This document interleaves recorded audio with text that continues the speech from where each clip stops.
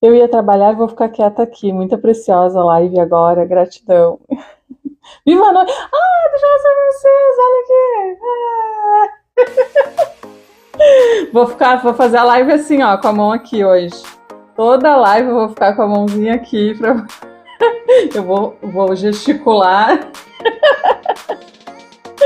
Ficamos noivos, olha que lindo. Deixa eu ver se dá pra ver ali, ó. Olha que bonita a minha aliança. Tem uns detalhezinhos, ó, as pedrinhas. Muito feliz. Muito feliz mesmo. O negócio tá ficando cada vez mais sério. Já era sério, né? Agora a gente tá caminhando para uma oficialização. Muito bom. Obrigado, gurias. Eu recebi muitas mensagens no direct. Não consegui ler todas, mas muito obrigado pelo carinho de todas vocês.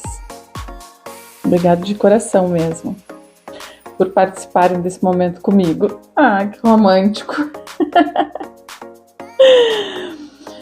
Carinha de noiva. Pronto, agora.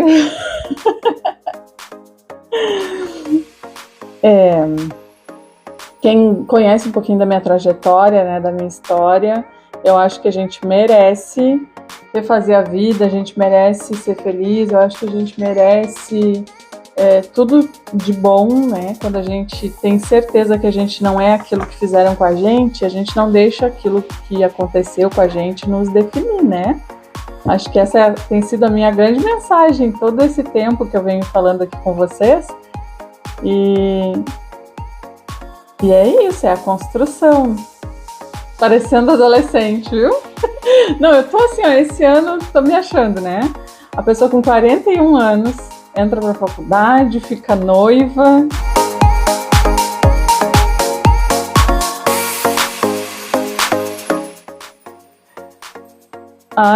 Daqui um tempo, né, a gente vai ter um casamento aí pra celebrar. Vou me vestir de noiva toda bonitinha. Porque eu acho que a vida é isso, né? É pra gente viver. Mas falando em viver, vamos lá, né? O assunto da live de hoje. Eu realmente considero o nosso formato de negócio artesanal, como algo de extremo valor. A gente ter a possibilidade de construir um negócio artesanal, tudo isso como a formação, né, de um novo estilo de vida. E eu venho defendendo isso, e agora ainda mais, né, a partir de várias reflexões que eu tenho feito, estudos que eu tenho feito. Eu vou falar de 2 livros aqui para vocês, e quero ver se eu não me atrapalho aqui na condução da minha explicação para chegar nesse ponto que eu quero falar para vocês, do formato de negócio artesanal como a construção de um estilo de vida, né, com mais qualidade, um estilo de vida de mais qualidade. Acho que a gente tem tudo nas mãos. Eu vou falar uma coisa, depois eu vou explicar um parênteses, mas a gente tem que falar que tem um negócio artesanal com aquele sentimento de que quem nos ouve tem que dizer, cara, meu sonho, né? Meu sonho é ter um negócio artesanal também para construir também esse estilo de vida. E hoje em dia isso já acontece. Esse era o parênteses que eu queria fazer, né? Para quem está construindo uma transição, ou para quem já fez essa transição de uma outra carreira para a construção de um negócio artesanal, para poder ter o ateliê como principal fonte de renda, ou quem já passou por esse processo, já teve esse momento de ter o sentimento de, cara, que sonho eu poder construir o meu negócio artesanal e ter a minha fonte de renda a partir de um negócio artesanal. E eu acho que isso esse sentimento tem que estar na gente como algo muito vivo, de a possibilidade que eu tenho em mãos de construir um estilo de vida com qualidade de vida a partir de um negócio artesanal, porque eu também preciso ter uma fonte de renda. Na maioria das vezes a gente precisa, né? A gente monta um negócio, a gente faz o nosso produto porque a gente precisa de uma fonte de renda. Só que essa fonte de renda, através do nosso formato de negócio, ela pode sim ajudar a construir um estilo de vida de mais qualidade. Tudo que eu vou falar daqui para frente é para lá no final, vai parecer que eu vou me perder um pouco, mas eu preciso trazer alguns conceitos de sociedade para vocês conseguirem entender onde que eu encaixo isso como um padrão de vida que deveria ser desejado por todo mundo. E é claro que nessa trajetória tem a parte da profissionalização do negócio, né? Eu tenho um curso sobre isso, que é o Profissionalize Seu Ateliê, onde eu ensino como que o negócio artesanal funciona. Na verdade, eu digo que é o negócio que acontece por trás da produção das peças, para que a gente, entendendo o negócio que a gente tem, entendendo o negócio que acontece num ateliê de produção artesanal, a gente possa construir, né, esse estilo de vida que deveria ser o objetivo, né? Eu vou começar comentando um livro que eu comecei a ler no final de semana.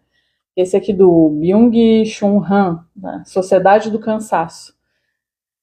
Esse é um livro pequenininho, ó, eu tô na metade aqui dele, ó.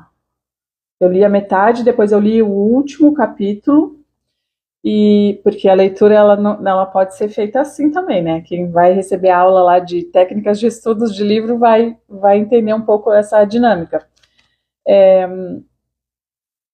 E ele, a partir desse livro, eu comecei a fazer uma grande reflexão. Ele é pequenininho, mas ele é difícil de ler, eu vou dizer para vocês. A Lucília, esse livro é ótimo. Eu achei ele difícil, apesar de ele ter me trazido uma grande reflexão. A Sociedade do Cansaço é uma leitura que traz muitas reflexões.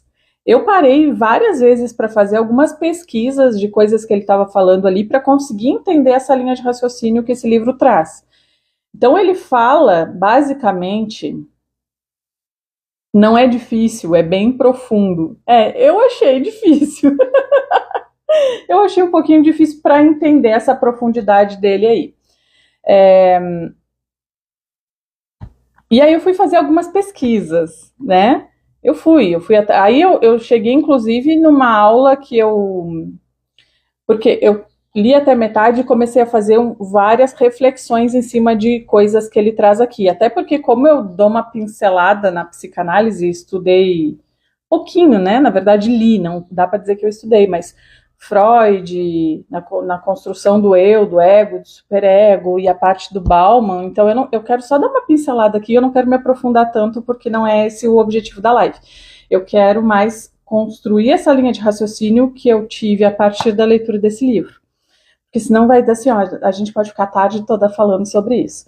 Então eu li a metade dele, fui fazer algumas pesquisas, eu cheguei numa aula que tem no YouTube, que foi uma aula aberta da PUC, de um curso de especialização em filosofia contemporânea, onde eles estavam explicando um pouco também desse livro. Enfim, aí eu passei meu final de semana fazendo estudos daquilo que eu li, da metade desse livro, para vocês terem uma ideia do quanto eu achei ele profundo e reflexivo. Ele fala, né, num modo geral, tem algumas coisas que eu concordo e outras que eu não concordo tanto, mas que me trouxeram também essa questão da reflexão, até para poder ir pesquisar as fontes que ele cita, para ver se aquilo que eu estava pensando era realmente correto, né? O que ele fala aqui, basicamente? De uma sociedade que saiu da era disciplinar, que a gente teve o boom do capitalismo, né? Então, no capitalismo, a gente foi treinado enquanto sociedade para seguir regras, então a gente era, né, ele chama isso de uma sociedade disciplinar, que era a era onde a escola tem o mesmo padrão das indústrias, que tem o mesmo padrão, enfim, dos presídios, tudo isso é muito focado em disciplinar o nosso comportamento enquanto cidadãos, para seguir as regras que são necessárias para o bom funcionamento do capitalismo. Então, nós fomos treinados em uma época para sermos bons funcionários de indústrias. Enganadores! Né? Ele fala que a gente já passou dessa sociedade disciplinar e que hoje, né, ele é um filósofo contemporâneo. Vou fazer mais uma pausa aqui, gurias. Quem quiser informações sobre os cursos, ou me chama no direct, ou no direct do perfil @suportecarlanoronha, tá? Que aí eu não fico interrompendo o raciocínio aqui para eu conduzir essa minha... onde eu quero chegar sobre o negócio artesanal ser um grande objetivo para a gente construir um estilo de vida com qualidade. Mas depois, pode colocar o comentário aqui na gravação da live, pode mandar direct, pode entrar lá no suporte. Enfim, ou no próprio suporte do curso lá, né? Então ele fala que a gente saiu dessa sociedade disciplinar e hoje, né, nessa nova era, a gente vive a sociedade do desempenho. Então a gente deixou, enquanto sociedade, tá? Não estou falando aqui enquanto indivíduo, já eu chego nisso. Enquanto sociedade, a gente deixou aquele padrão de precisar ser disciplinado. Agora soa um sinal que é o horário de entrar, soa um sinal que é o intervalo, soa um sinal que tem que voltar, e aí soa um sinal que é a hora de ir embora, e aí a gente consegue se desconectar do trabalho porque cumpriu a jornada dentro daquele período em que a gente estava dentro da indústria, por exemplo, né? Só que hoje a gente vive, e eu acho que isso explica um pouco como nessa época, apesar da gente não ter tanta liberdade para se expressar através do nosso trabalho, a gente tinha menos casos de problemas neurais, que ele fala aqui no livro também sobre a violência neural, né? Ele fala sobre depressão, sobre transtorno de ansiedade, sobre transtorno de o TDAH, né, transtorno de déficit de atenção e hiperatividade, ele fala da síndrome do burnout, ele fala de todos esses problemas neurais como frutos dessa sociedade do cansaço que ele descreve aqui, que é essa sociedade atual que a gente vive, que é a sociedade do desempenho. Eu acho que hoje existe um híbrido. Não concordo com ele que a gente deixou de ser uma sociedade disciplinar para ser uma sociedade do desempenho. Eu acho que hoje a gente vive um híbrido das duas coisas. E ele ressalta no livro que a gente deixou de ter essa cobrança disciplinar vinda do outro, e essa cobrança disciplinar hoje vem da gente mesmo. Então a gente mesmo se cobra um padrão extremamente elevado, então principalmente com o avanço da tecnologia, deixou de existir essa barreira do soou o sinal para ir embora, a gente deixa o trabalho e vai para um momento de lazer ou de qualquer outra coisa, para a gente ter essa cobrança de desempenho o tempo inteiro, né? Por isso que o livro chama Sociedade do Cansaço, porque a gente perdeu essa distinção entre o que é trabalho, o que é lazer, e a gente está o tempo inteiro se cobrando de ter um desempenho melhor, e eu me incluo nisso, obviamente. Ano passado eu cheguei a ter o burnout, né? Que é essa cobrança excessiva pelo desempenho. E que isso justifica de alguma forma. Eu acho meio complicado um filósofo querer falar de problemas psíquicos, porque isso já é da área da psicologia, né? Mas, de alguma forma, esse formato de sociedade em que a gente vive hoje justifica, né? Porque a gente está o tempo inteiro se cobrando alguma coisa.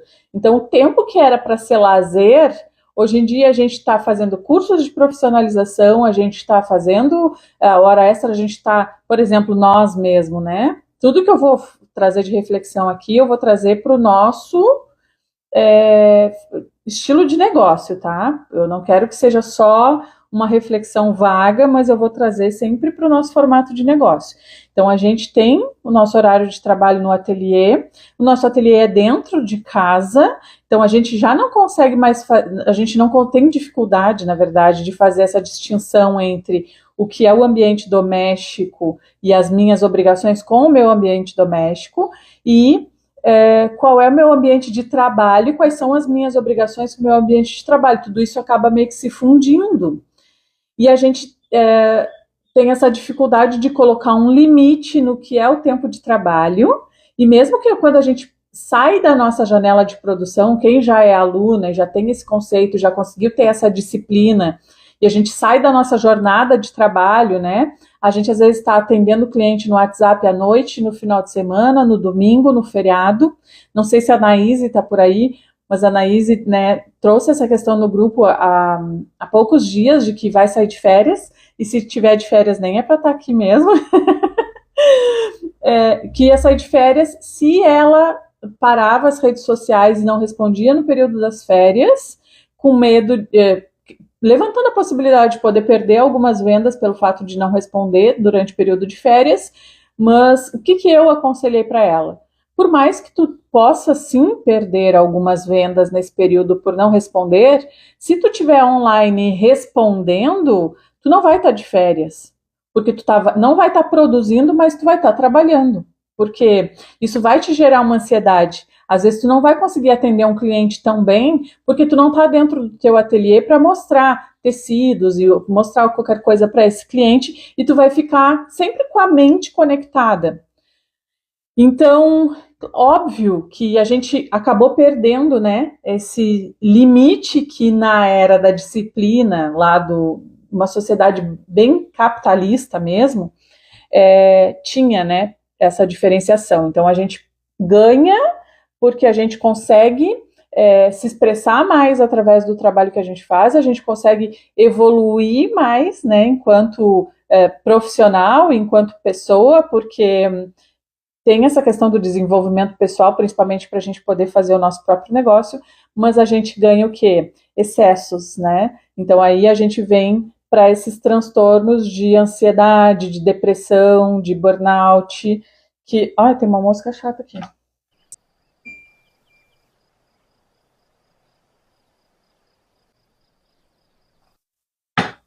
Então vamos lá.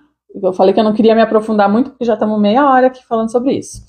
Eu fiz um link, daí como eu fui me aprofundar um pouco mais para tentar entender o que ele estava falando no contexto de vida do meu tipo de negócio, principalmente, meu momento não é de férias, é de recuperar o tempo perdido, consciente dessa escolha para não me sobrecarregar.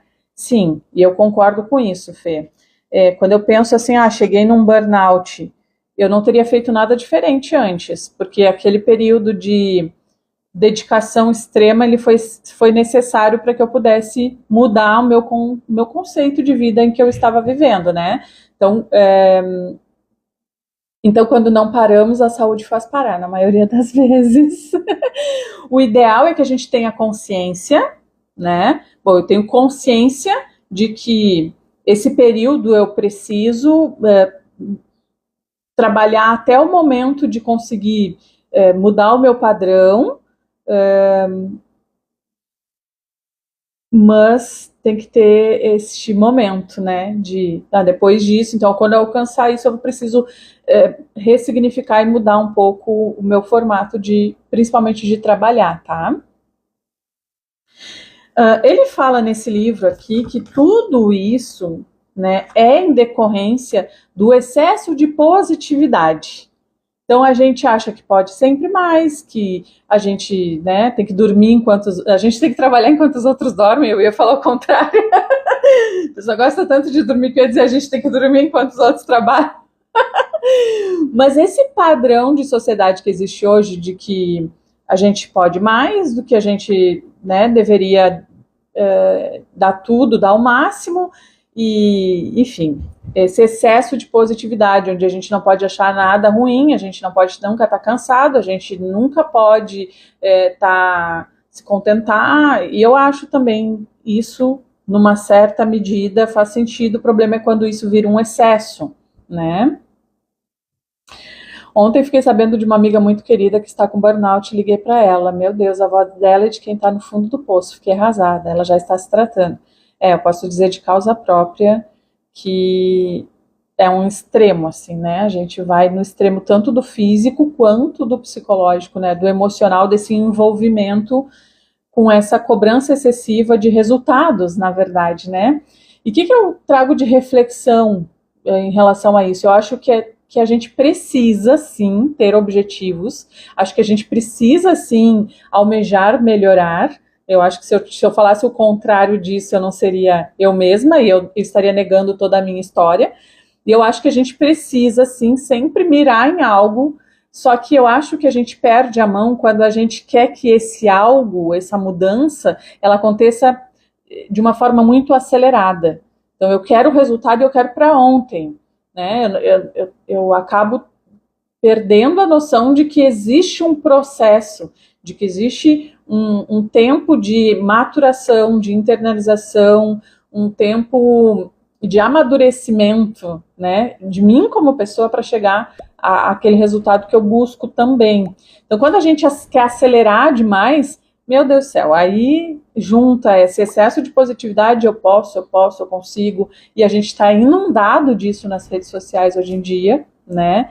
Então, eu mesmo já coloquei um filtro nisso. Eu parei de seguir um monte de gente e isso já tem alguns meses, quando eu entendi que eu estava vivendo burnout, eu parei de seguir um monte de gente que eu entendi que não estava me fazendo bem, né, para minha saúde nesse sentido, eu acho que sim, que eu tenho que construir a minha melhor versão, eu acho que sim, eu tenho que buscar crescer. Acho que se eu não pensasse assim, eu não teria chegado onde cheguei e não estaria planejando ir aonde eu quero chegar, inclusive, né? Não estaria iniciando uma faculdade aos 41 anos se eu não pensasse desse jeito. Mas eu acho que tem um pouco disso, né? Dessa pressa pelo resultado.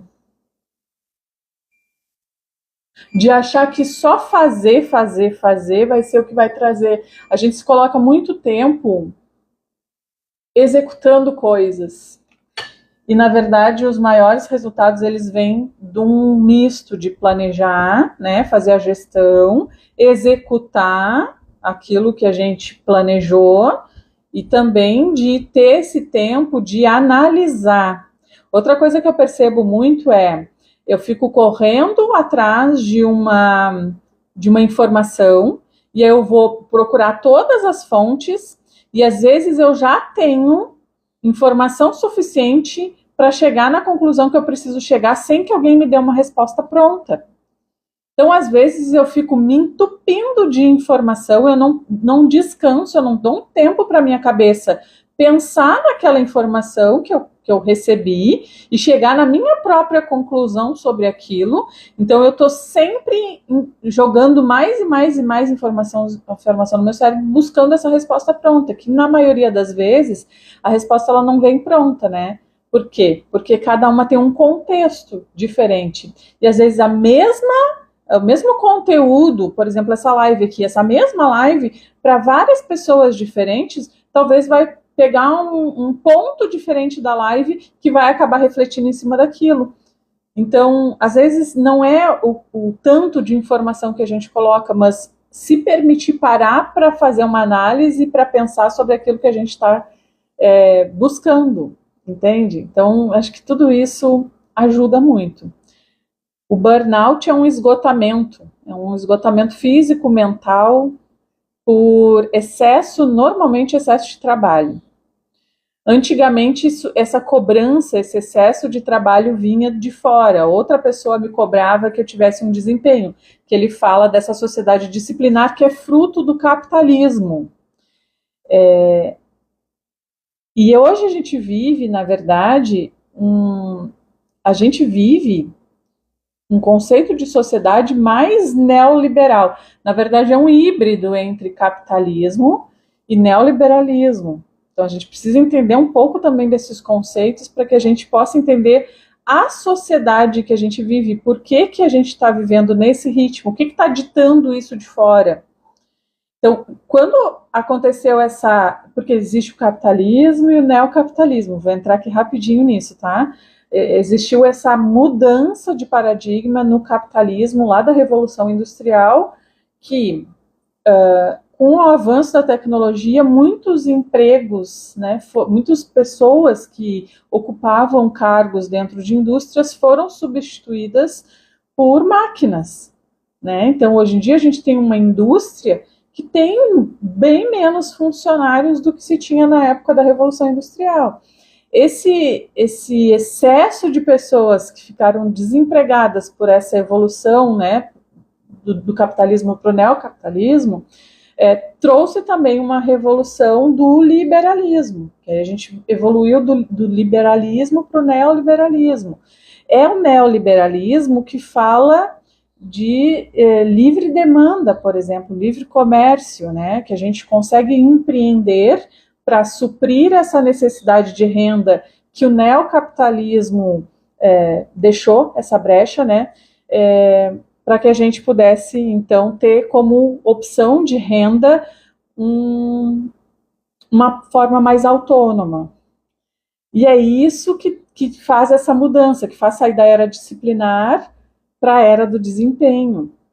Eu acho isso, de certa forma, bom a partir do momento que a gente pode ter o nosso próprio negócio e ter uma fonte de renda, às vezes, melhor do que dependendo de um emprego fora.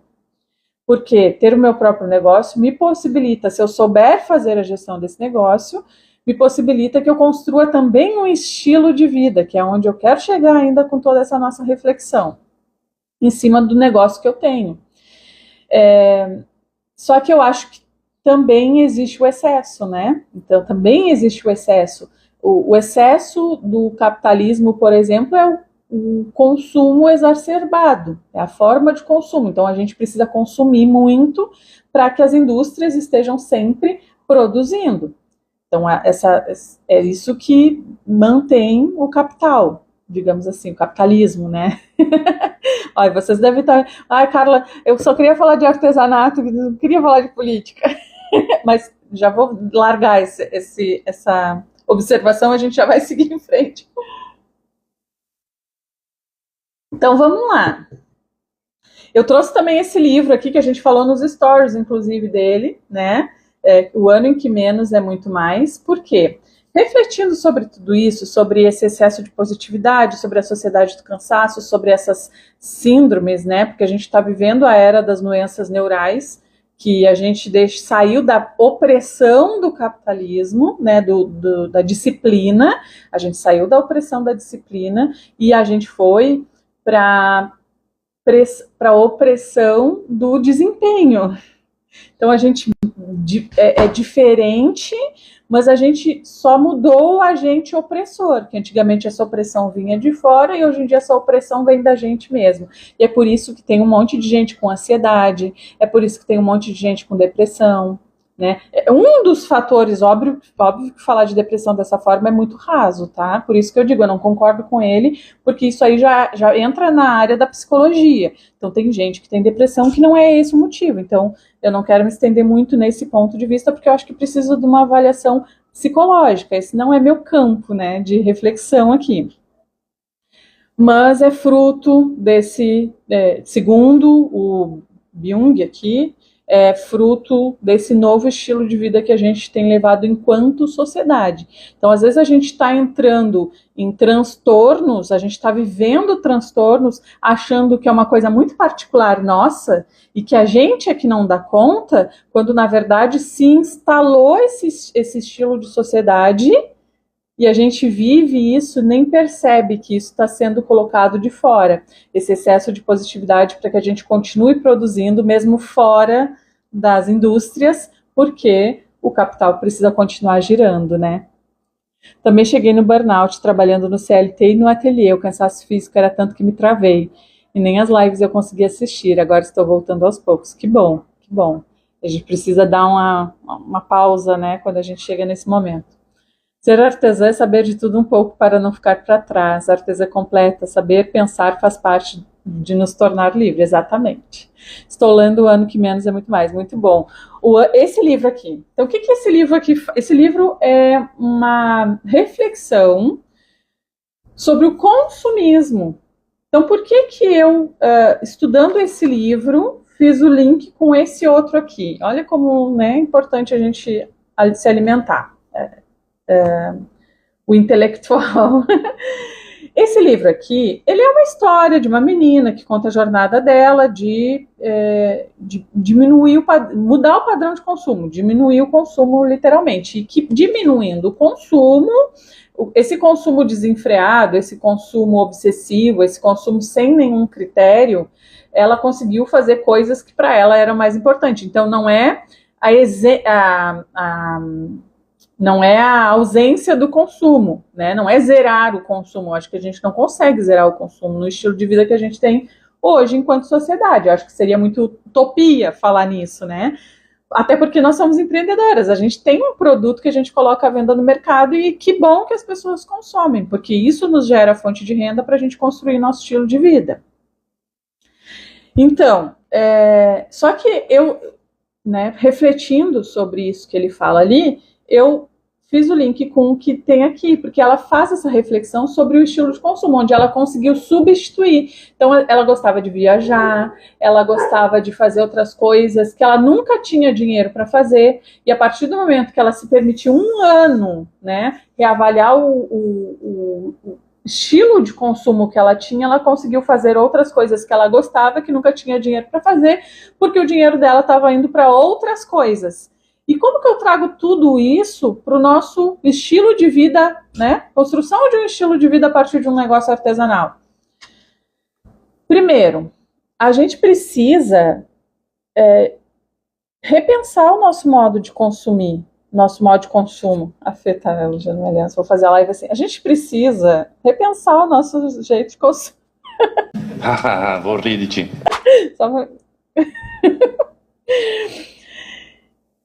Porque às vezes a gente está se matando de trabalhar para sustentar um estilo de consumo que ele não significa, na verdade, muita coisa para a gente, né? Então, às vezes essa necessidade de se matar trabalhando com o nosso negócio é justamente para sustentar um consumismo que é estimulado pelo capitalismo. E não é uma crítica ao capitalismo, tá? Eu acho que assim, depois que eu comecei a estudar filosofia e política por um ponto de vista mais filosófico, o que a gente tem como política hoje não é, na verdade, o que deveria ser, nenhum dos sistemas. Porém, eu acho que, tirando os excessos, né, do neoliberalismo principalmente, a gente chega numa qualidade de vida, mas a gente precisa estar atenta ao que a gente está vivendo. A gente não pode seguir como sem refletir sobre as coisas que a gente está fazendo. A gente não pode só reagir à nossa vida e deixar o tempo passar sem, de fato, entender o que está me levando a ter os comportamentos que eu tenho ou o que está me levando a ter as dificuldades que eu tenho. Por quê? Se eu refletir sobre os meus hábitos de consumo, em relação a isso, eu realmente recomendo bastante esse livro aqui, se tu ler com atenção, tem até uma live que eu fiz sobre esse livro lá no YouTube. Se tu refletir sobre os teus hábitos de consumo, e se tu souber gerenciar bem o teu negócio artesanal, tu vai conseguir construir um estilo de vida que foge dessa prisão do consumismo, do capital, e também foge dessa pressão a gente tem sempre que estar com o nosso desempenho muito mais. O que eu quero dizer com isso? Deixa eu ver se eu consigo organizar as minhas palavras. A gente não pode adoecer por querer dar um espaço maior que a nossa perna, por exemplo. A gente tem que querer evoluir, óbvio que a gente tem que querer evoluir, mas a gente tem que entender qual é o nosso ponto de partida, a partir de onde a gente está, qual é o nosso próximo passo. Porque senão eu entro numa paranoia de me comparar com pessoas que já estão muitos passos na frente da minha jornada e eu acho que eu consigo ter perna suficiente para dar um passo só e chegar lá na frente. E aí eu me frustro com o processo. Por quê? Por causa do excesso de positividade que ele fala nesse livro da Sociedade do Cansaço. Então, tem que ser positivo. A gente tem que colocar o nosso produto no mercado com muito orgulho disso. E graças a Deus que existe, né, esse livre comércio para que a gente possa, sim, colocar o nosso produto como uma opção. Mas o negócio artesanal, ele entra aqui como uma via de alternativa a essa loucura, tanto do capitalismo disciplinar quanto do neoliberalismo do desempenho. E a gente consegue construir um equilíbrio. Quando eu descobri que eu estava com burnout, antes disso eu já estava sentindo que tinha alguma coisa errado, né? Eu já estava sentindo que eu não estava reagindo a coisas que antigamente eu reagia com mais facilidade. E eu comecei a, dentro de mim, entender que eu precisava buscar pelo equilíbrio. Li um livro sobre isso, né, sobre equilíbrio, estudei bastante aquele livro, da mesma forma como eu estou estudando esse, que parece ser pequenininho, mas que me levou a um caminho de estudo e de reflexões sobre isso. E eu entendi, né, que a gente tem que, o nosso objetivo de vida tem que ser essa busca pelo equilíbrio, e o quanto eu ter um negócio artesanal me ajuda nisso. Porque eu tenho sim flexibilidade de horário, desde que eu tenha disciplina e comprometimento em fazer o que eu preciso fazer. Mas eu tenho flexibilidade de horário, eu não estou lá batendo cartão na hora de entrar, batendo ponto na hora de entrar e de sair. Eu consigo ter essa flexibilidade, principalmente para gente que iniciou um negócio artesanal, para ficar, por exemplo, mais perto dos filhos pequenos. Então, agora, por exemplo, dia 22, hoje é dia 20, depois de amanhã eu tenho reunião na escola do Luca, depois inicia a aula dele. A gente tem essa flexibilidade de poder participar de uma reunião da escola do filho, de poder ter os nossos horários alternativos, a gente encaixar a nossa jornada de trabalho dentro daquilo que a gente precisa. E me perdi no que eu estava falando. Então eu acho que essa construção do estilo de vida artesanal, né, que era o que eu estava falando, se a gente souber o que fazer, se a gente souber como ter o resultado do nosso trabalho, fazer a precificação certa, levando em consideração o tempo de produção, saber que o nosso produto, ele tem o diferencial por ser, né, ter uma produção reduzida, porque eu estou cansada de ver nesses anos todos que eu trabalho junto com artesãs, as pessoas dizendo assim, ó, eu não consigo, eu trabalho pra caramba e eu não vejo a cor do dinheiro. Gente, se a coisa que assim, ó, se tem uma coisa que me aperta o meu coração é isso, porque as pessoas estão comprometidas, estão vivendo essa autocobrança extrema. Elas estão executando tarefas muitas vezes além daquilo que precisariam fazer para ter resultado com o negócio, mas porque não sabem gerenciar o negócio, não conhecem a estrutura que faz o negócio artesanal dar certo, acabam entrando nesse caminho do desequilíbrio, né? E aí entra isso que a gente estava falando antes, né? Burnout, depressão, ansiedade excessiva, TDAH, né? Claro que falando dessas coisas de uma maneira muito superficial, tá? Não é que isso seja exatamente o fator que causa tudo isso, mas de uma certa forma, eu por ter passado pela síndrome do burnout, eu me identifico com isso, né? Essa autocobrança excessiva que a gente se coloca. Eu identifiquei que eu estava querendo abraçar o mundo com as minhas mãos. Por quê? Porque eu posso mais, eu posso o que eu quiser, eu posso ir além, eu posso, sabe? E eu sei que eu posso, mas vai ser muito mais saudável se eu fizer uma coisa de cada vez. Vai ser muito mais saudável se eu for construindo, né, aos poucos. Eu quero chegar ainda em vários objetivos que eu tenho. Eu não trago toda essa reflexão como uma crítica, né, ao sistema que a gente vive. Embora eu não concorde com tudo, obviamente, eu não concordo com tudo do capitalismo ou do neoliberalismo, que são os principais. A gente tem um pouquinho de tudo no Brasil, se vocês quiserem saber. A gente tem uma pitada de tudo. A gente não tem um único sistema. E o fato de a gente viver numa democracia não isenta, né, o sistema político que se implementa, né, por mais que tenha sido eleito democraticamente, por exemplo, né, aí já é uma outra questão que eu acho que realmente não compete aqui, mas no que saber que a sociedade funciona dessa forma impacta no meu formato de negócio, impacta que eu consigo ter menos efeitos disso na minha vida se eu souber administrar bem o meu negócio e transformar esse negócio num estilo de vida. né? Eu consigo ter uma produção limitada, né? Reduzida, trabalhar no meu tempo, sabendo cobrar por isso, sabendo como aumentar a percepção de valor desse meu produto. Eu consigo ter flexibilidade de horário, sabendo que eu vou ganhar o salário que eu estipulei. Esse salário que eu estipulei e esse ganho que eu tenho também com a margem de lucro do meu negócio por ser dona dele, vai sustentar um estilo de vida que de repente eu preciso repensar a minha forma de consumo. Às vezes eu estou tendo um consumo que não está me gerando frutos porque eu não estou parando para pensar nele. Olha como tudo vai, né, se encaixando e se impactando. Às vezes eu não estou vendo a cor do dinheiro, claro, porque eu não estou sabendo precificar e eu não estou sabendo agregar valor ao meu produto, eu não estou sabendo comunicar isso, mas por outro lado, mesmo sabendo muitas vezes, eu não sei gerenciar o dinheiro que eu ganho. Então, eu estou tendo um perfil de consumo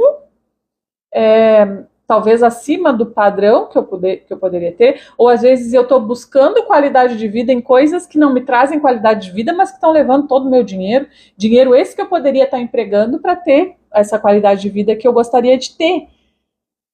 Então, assim, ó, gente, a gente não pode se pensar no nosso negócio só olhando para a produção do nosso produto, só olhando para a máquina como se a gente fosse um ser isolado, né? Do todo. Então, meu grande objetivo, eu estava prestando, excelente tema da live de hoje, eu fico tão feliz, Mari, porque eu pensei, cara, eu vou falar de assuntos aqui que de repente, porque assim, é difícil falar sobre tudo isso que eu trouxe, sem me aprofundar em tudo, né? Só trazendo essa ideia bem superficial mesmo sobre vários tópicos, para que eu consiga encaixar onde é que entra o nosso formato de negócio como uma alternativa a essa sociedade disfuncional. Eu acho que quem tem a possibilidade de construir um negócio artesanal é a grande solução, sabe, para esse desequilíbrio que existe partindo dessas essas macro, né, políticas, que são muito focadas no capital. Só que, por outro lado, a gente também tem um produto para colocar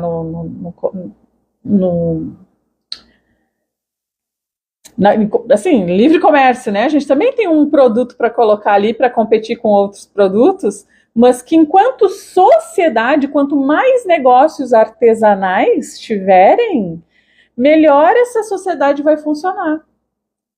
Porque o capital ele vai circular mais nas mãos das pequenas, né, das pequenas empresas, digamos assim, ele vai ter um poder de compra maior. Quanto mais o capital circula na mão de pequenas empresas, maior é o poder de compra desse capital, desse dinheiro, porque o dinheiro vai passando de mão em mão e cada uma cada uma de nós que recebe, hoje em dia o dinheiro ele nem é mais físico quase, né? É um dinheiro virtual, a gente recebe um dinheiro que a gente olha no aplicativo que ele está lá, a gente faz uma compra também pelo aplicativo, o dinheiro não passa pelas nossas mãos e a gente está consumindo bens com esse dinheiro virtual, né? Então, o dinheiro virtual não é só bitcoins. O real também já virou um híbrido, né? Dessa característica de poder, a gente ter o poder de compra com um dinheiro que é virtual, que não passou nunca pela nossa mão. Então, são reflexões mais amplas, né, que eu trago, assim, para o nosso conceito de vida, pro nosso... eu acho que quem olha de fora e diz, cara, essa pessoa tem um negócio artesanal, que sonho, hein? Né, trazendo todos esses pontos, que sonho poder ter um negócio artesanal, que a partir dessa produção a gente consegue ter a nossa fonte de renda e estabelecer algumas regras de vida a partir dessa renda que a gente tem do nosso trabalho. Claro que vai ter também disciplina, muita disciplina, só que não pode ir para o excesso, né? É claro que vai ter também um produto que é colocado no mercado e a gente está concorrendo com outros, mas não pode ir para o excesso. Então, acho que a gente tem que aprender a construir de fato esse equilíbrio, né? Aprender a gerenciar o negócio, saber de onde vem o dinheiro, qual é o dinheiro que eu posso usar, o que eu preciso deixar no negócio para ele se manter, o que eu preciso construir de estrutura para o meu negócio. Então, a gente vai tendo essa clareza sobre como funciona o negócio artesanal, e depois que a gente entende isso, a gente começa a construir esse estilo de vida. O problema, sabe o que é? As pessoas não entendem o negócio artesanal, e aí não conseguem alcançar esse estilo de vida que eu estou falando, e aí elas entram numa roda de frustração e de entupir a cabeça de informação sem parar para pensar em nada daquilo. A gente fica buscando respostas prontas para o que tem que ser feito, porque a gente veio, né, que é muito recente essa sociedade disciplinar. Então, quando eu falo aqui para vocês, a gente acha mais fácil procurar um emprego do que fazer o nosso negócio dar certo, porque quando a gente procura um emprego, tem alguém para nos dizer o que fazer. Não é? Quando a gente procura um emprego, tem alguém para dizer qual é a nossa rotina de trabalho. E quando a gente monta um próprio negócio, essa direção tem que vir da gente mesmo. Então, nesse sentido, se tu for olhar, é positivo eu buscar por capacitação. Agora, isso se torna excessivo quando eu fico pipocando de uma coisa para outra, sem parar para refletir sobre o que eu estou aprendendo, sem parar para pôr em prática, sempre buscando a próxima dica, a próxima fórmula, a próxima... Porque dormindo pouco, trabalhando cada vez mais, e aí não tenho o resultado disso, não penso nos meus hábitos de consumo, aí a gente entra nessa roda de hamster. Quando, na verdade, o negócio artesanal, ele pode sim ser bem sucedido e nos proporcionar a qualidade de vida através desse tipo de trabalho que a gente faz. Deixa eu ver aqui o que vocês estão falando. Na verdade, o meu único problema é finanças. Eu acredito que finanças, ele tem que ser assim, ó, identificou que tem problema com as finanças, vai atrás de arrumar. Porque as finanças, elas impactam no resto todo. De repente, tu vai precificar bem o teu produto e aí tu vai ter um outro problema. Como que eu vendo por esse preço se antes eu vendia por esse outro e só que eu descobri que esse outro não está pagando os custos, por exemplo, ou não me dá lucro? Aí, porque eu lido com isso diariamente lá com as minhas alunas, né? Aí a gente vai para uma segunda etapa, que é aprender a aumentar a percepção de valor do produto. Porque é mais fácil vender o produto mais barato. E muitas vezes eu baixo o preço justamente para conseguir vender. Aí entra o desafio da venda. Então, aumentei meu preço, eu preciso me tornar uma vendedora melhor, porque eu preciso aumentar a percepção de valor sobre o meu produto para que o meu preço não seja um problema. E eu consiga bater meta, né, com uma produção, eu vou ter uma produção menor. Então, se eu estou com o preço certo e eu sei vender esse produto pelo preço certo, automaticamente eu vou ter uma produção menor para ter o faturamento que eu preciso, do que se eu estivesse vendendo mais barato. Então, se eu pego um produto que eu deveria estar vendendo por 150 e eu vendo por 100, eu tenho que fazer 3 produtos no preço mais baixo para compensar. No outro lado, eu precisaria fazer 2.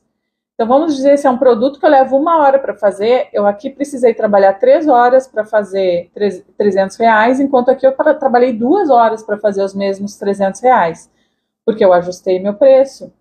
Então, são esses detalhes que a gente vai ajustando que a gente consegue construir esse equilíbrio de vida. Prof, boa tarde. Fui cabeleireira por 22 anos. Trabalhava das 9 da manhã e muitas vezes parava às 23. Ganhava muito bem, porém gastava com coisas erradas. Hoje eu ganho bem menos da metade e tudo bem. Que bom, deixa eu ver. Tô menos encanada, pois tenho qualidade de vida. Curto minhas metas, faço academia, consigo viver melhor. Eu acho que tive esse tal de burnout, pois não tinha tempo nem para pesquisar o nome. Imagina, né? Eu imagino. O cabeleireiro trabalha pra caramba, e trabalha em pé, tem o cansaço físico, né? Além daquela sobrecarga. Hoje não me vejo trabalhando CLT por ter essa visão de competição. Pelo que penso, percebo que não mais me enquadro, mas estar atenta por trabalhar em casa tem seus desafios. Tem. Eu tenho muita sobrecarga, tá difícil pensar. Live excelente, muita reflexão. Que bom, gurias. Passei isso depois que precifiquei os produtos. Né? Pensar é o mais difícil para mim. Tenho que voltar para terapia. Daí fiz 2 produtos com preços e materiais diferentes, foi o que fez a diferença aqui no ateliê. Sim, isso é importante a gente ter, né, essa clareza de como construir o nosso portfólio de produtos. Tem várias técnicas de estruturar o negócio.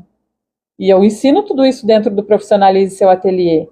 Por quê? Pela minha própria experiência pessoal. Eu montei meu ateliê em 2014 já para ser um negócio, não era para ser hobby, não era para ver o que ia dar, era já para. Eu já tinha. Quando eu iniciei o ateliê, eu tinha 8 anos de experiência em vendas, então já tinha meta, eu já comecei meu ateliê com meta. Depois é que eu fui desenvolvendo técnicas e coisas, porque a minha visão do meu ateliê desde o início era, né, essa, de um negócio que precisava bater meta e tudo, precisava ver a cor do dinheiro, precisava pagar minhas contas. E isso se intensificou ainda em 2017, quando eu, né, me divorciei e passei a sustentar sozinha a casa, com aluguel e as crianças e tudo mais, era a minha única fonte de renda. Então eu tenho essa minha experiência pessoal de ter construído tudo isso, e eu tenho também essa minha experiência de mentora, de ver isso acontecendo com as minhas alunas, e de ajustes que a gente faz no negócio, né, que eu sugiro que elas façam no negócio delas, e que elas vão lá e colocam em prática, e que daquilo ali resulta. Só que às vezes, para tu sair de um ticket médio de R$ 90, sei lá, R$ 60, para ir para um vídeo. Olha, a Bruna, não sei se a Bruna tá por aí ou se vai assistir a gravação.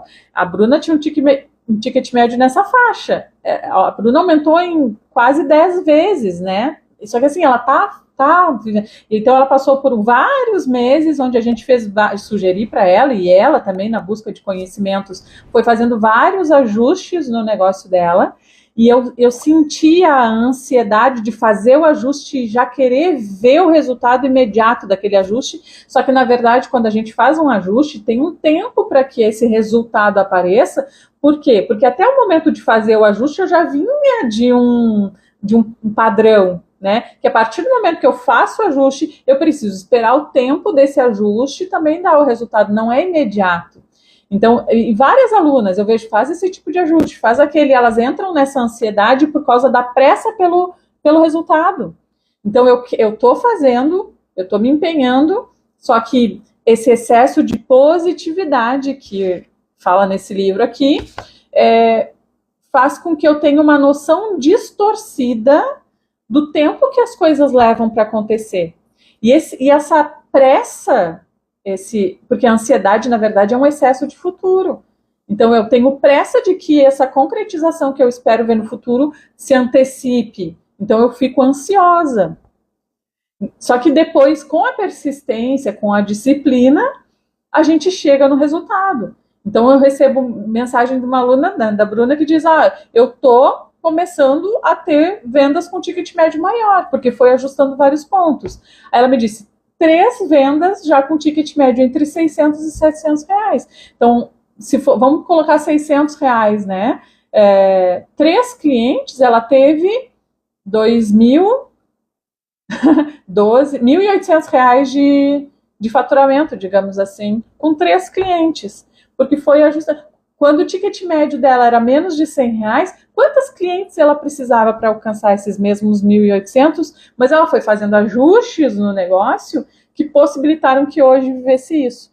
Mas aí a gente tem que superar essa ansiedade do resultado rápido, a gente tem que superar, né, essa frustração que a gente fica de já querer achar que porque fez um ajuste, o resultado desse ajuste já vai aparecer imediatamente, quando na verdade precisa de um tempo, porque a gente colhe frutos futuros de sementes plantadas hoje, não é? Então, se eu planto uma semente hoje, essa semente ela não vai dar o fruto dela hoje. Então, venho plantando algumas sementes. Aí hoje eu decidi plantar uma semente nova. Os próximos dias eu ainda vou estar colhendo frutos das sementes antigas, para que essas sementes novas passem a dar frutos lá na frente. Essa analogia também é para resultados, quando a gente muda atitudes e ações diante do nosso negócio. Então, a gente tem que olhar o todo para entender onde que a gente se encaixa. Isso serve para mim. Não tá sozinha, Bia. Ó, a Ju aqui. Aqui, depois de precificar certo, vender bem, bater metas, percebi que meu erro era gastar em coisas erradas. Estava gastando mais do que precisava. Aí entra essa reflexão sobre o nosso consumo, né? Porque a gente foi treinado por uma sociedade capitalista a ter um consumo excessivo. Só que não tem como a gente zerar o consumo. Por isso que eu acho que assim, a gente tem sempre que cuidar, né? Quais são os meio termos. Eu preciso consumir, eu preciso me vestir, eu preciso ter coisas que digam, que reflitam quem eu sou. Eu vivo falando sobre isso. A gente quer se expressar, a gente quer expressar quem a gente é através do nosso consumo. Só que muitas vezes a gente perde a mão nisso, né? E a gente fica com um consumo muito maior. E aí vai parar para ver, o nosso dinheiro está indo em coisas que nem significam tanto. Eu tenho meia dúzia de par de sapato. Meia dúzia é o certo? Não sei, para alguns sim, para outros não. Mas eu preciso de 30 par de sapato? Não preciso. Bom, então eu preciso, né, equilibrar isso. Eu tenho, sei lá, 2 bolsas, 3 bolsas. Eu preciso de 50 bolsas? Não preciso. Eu preciso equilibrar isso. E às vezes na nossa cozinha, né? Meu Deus do céu. Eu tô numa fase agora de querer comprar louças e coisas que eu amo. Só que eu não posso me desequilibrar. Livro, por exemplo, é uma coisa que eu compro bastante. Então, assim, a gente tem que sempre observar como que está acontecendo o nosso consumo. Essas coisas são necessárias, elas expressam, porque tem sim, uma hora eu vou fazer uma reflexão sobre isso também, tem sim essa parte do consumo, onde a gente se expressa quem é através do ambiente que a gente vive, através dos hábitos que a gente tem, né? Então, por isso que eu acho que não tem como zerar o consumo de maneira nenhuma. E não tem também como reduzir tanto. A reflexão desse livro aqui, por exemplo, é a substituição de deixar de consumir coisas que não tenham tanto sentido para passar a usar esse dinheiro para coisas que realmente me façam sentir que eu estou vivendo melhor, por exemplo, né? Então, ela constrói vários novos hábitos que ela não tinha antes para poder ter um pouco mais de qualidade de vida. E nesse livro aqui, ela faz uma transição de carreira também para algo que ela quer fazer, que ela se sente mais feliz, mas que a remuneração é menor. Mas por ela ter mudado os hábitos de consumo, ela conseguiu construir um outro padrão de vida que mesmo ganhando menos, ela vive melhor. Entende que isso também serve para a gente, com o negócio que a gente tem? Gratidão pelo tema de hoje, sempre são esclarecedores e nos fazem andar para frente. E ainda a bateria acabou, depois assiste a parte que perdeu. Eu não bato minhas metas, escrevi errado, mas estou correndo atrás, estou pesquisando sobre o meu produto, estudando fotografia em smartphone e estou no profissionalismo. Muito bem, é isso aí. Descobri que compro demais para o meu ateliê. Olha, essas reflexões são importantes. Eu percebi que gastava tudo no ateliê com os estudos, no ateliê e com os estudos da minha filha. Esquecia de mim. Cheguei a ter 9 máquinas de bordar. Imagina, né? Aquele monte, que sonho. Mas aí imagina, tem que ter mais mãos, né? Muito bom. Que livro é esse? Chegando agora. Assiste a gravação, Paula, porque tu não vai se arrepender de assistir a gravação da live de hoje. Sempre grato você nesses 5 anos que te sigo. Lúcia, que legal saber que faz 5 anos já que acompanha aqui, já viu várias versões de mim, né? Então é isso, gurias. Bem gaúcha aqui, né? Mas só gaúcho é que entende. Uma baita reflexão,